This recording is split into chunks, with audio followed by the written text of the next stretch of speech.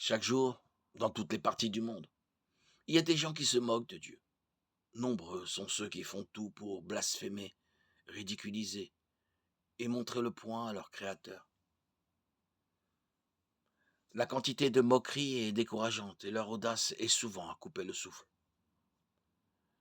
Dieu voit tout cela et il pourrait sûrement y faire quelque chose.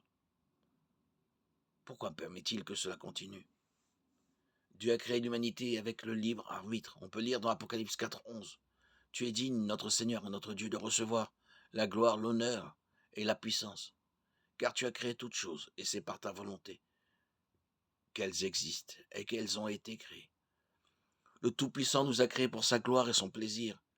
Et quel plus grand plaisir pourrait-il y avoir que d'être aimé par quelqu'un de plein de gré et avec joie, sans être forcé d'aimer? Dieu n'a pas créé des drones sans cervelle qui ne feraient qu'exécuter ses ordres. Il voulait des enfants de la même manière que les parents humains veulent des enfants. Non pas comme des serviteurs, mais comme des individus pensants avec leur propre bizarrerie et personnalité.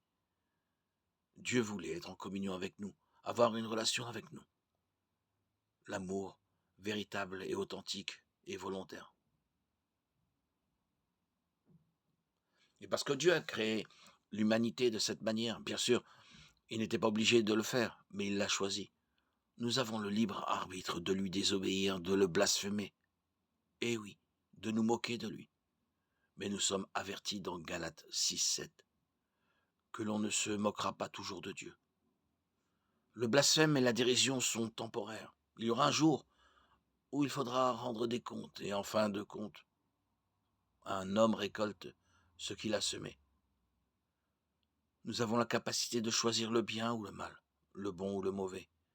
Dieu nous a également donné une solution, un moyen de sortir du péché et d'accéder à la vie éternelle. Jésus-Christ a fourni le moyen de rétablir une relation d'amour avec Dieu par son sacrifice sur la croix.